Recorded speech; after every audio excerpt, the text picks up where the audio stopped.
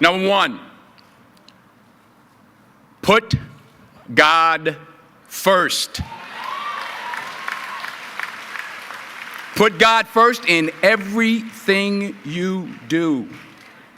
Everything that you think you see in me, everything that I've accomplished, everything that you think I have, and I have a few things, everything that I have is by the grace of God. Understand that. It's a gift. 40 years ago, March 27th, 1975, it was 40 years ago, just this past March, I was flunking out of college. I had a 1.7 grade point average. I hope none of you can relate. I had a 1.7 grade point average. I was sitting in my mother's beauty shop. They still call it beauty shops now? What they call it now? Yeah, I was sitting in the beauty parlor. I was sitting in my mother's beauty parlor, and I'm looking in the mirror, and I see behind me this woman under the dryer. And every time she looked up, every time I looked up, she was looking at me, just looking me in the eye. And I didn't know who she was, and I said, she said, somebody give me a pen, give me a pencil, I have a prophecy. March 27, 1975, she said, boy, you are gonna travel the world and speak to millions of people. Now mind you, I was flunked out of college. I'm thinking about joining the army. I didn't know what I was gonna do, and she's telling me I'm gonna travel the world and speak to millions of people. Well, I have traveled the world, and I have spoke to millions of people. But that's not the most important thing, the success that I had. The most important thing is that what she taught me and what she told me that day has stayed with me since. I've been protected, I've been directed, I've been corrected. I've kept God in my life, and it's kept me humble. I didn't always stick with him, but he always stuck with me. So stick with him in everything you do. If you think you want to do what you think I've done, then do what I've done and stick with God. Number two, fail big. That's right. Fail big. Today is the beginning of the rest of your life, and it can be very frightening. It's a new world out there. It's a mean world out there, and you only live once. So do what you feel passionate about. Take chances professionally. Don't be afraid to fail. There's an old IQ test, was 9 dots, and you had to draw 5 lines with a pencil within these 9 dots without lifting the pencil. The only way to do it was to go outside the box. So don't be afraid to go outside the box.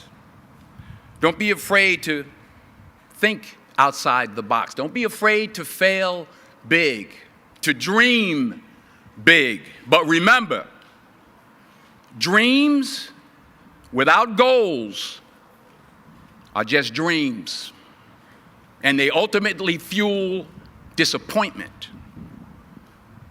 So have dreams, but have goals.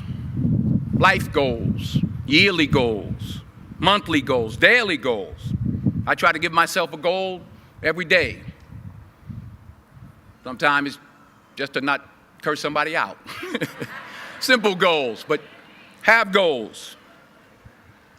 And understand that to achieve these goals, you must apply discipline and consistency. In order to achieve your goals, you must apply discipline, which you have already done, and consistency every day, not just on Tuesday and miss a few days. You have to work at it every day. You have to plan every day. You've heard the saying, we don't plan to fail, we fail to plan. Hard work works. Working really hard is what successful people do. And in this text, tweet, twerk world that you've grown up in, remember, just because you're doing a lot more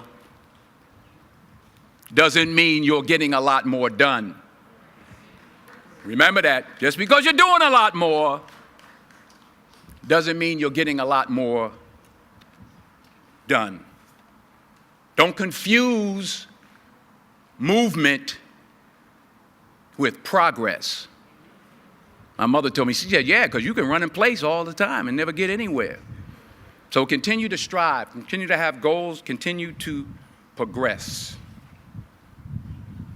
Number 3, you'll never see a U-Haul behind a hearse. I'll say it again.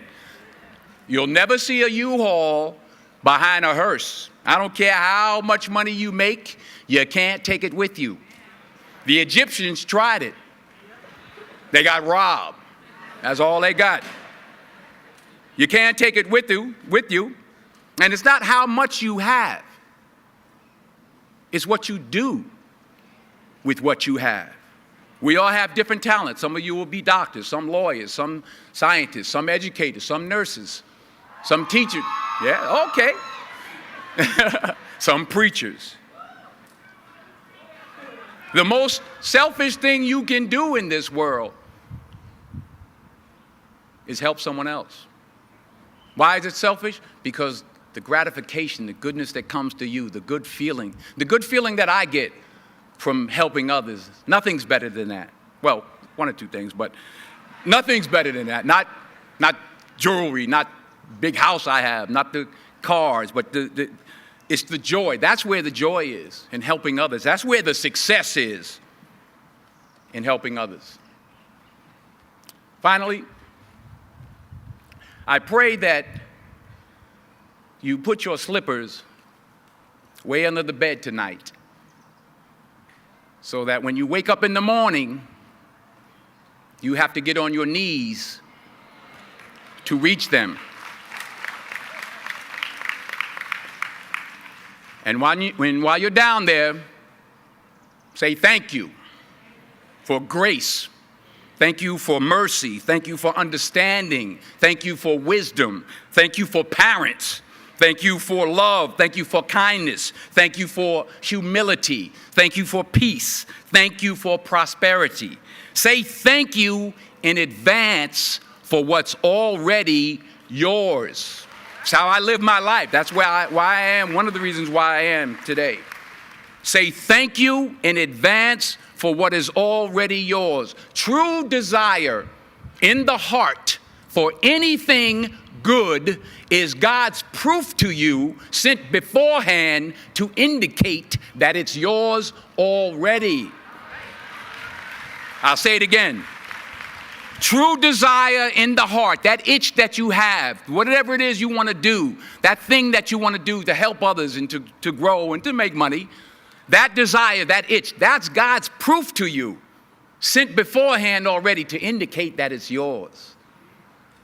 And anything you want good, you can have. So claim it. Work hard to get it. When you get it, reach back. Pull someone else up. Each one, teach one. Don't just aspire to make a living. Aspire to make a difference.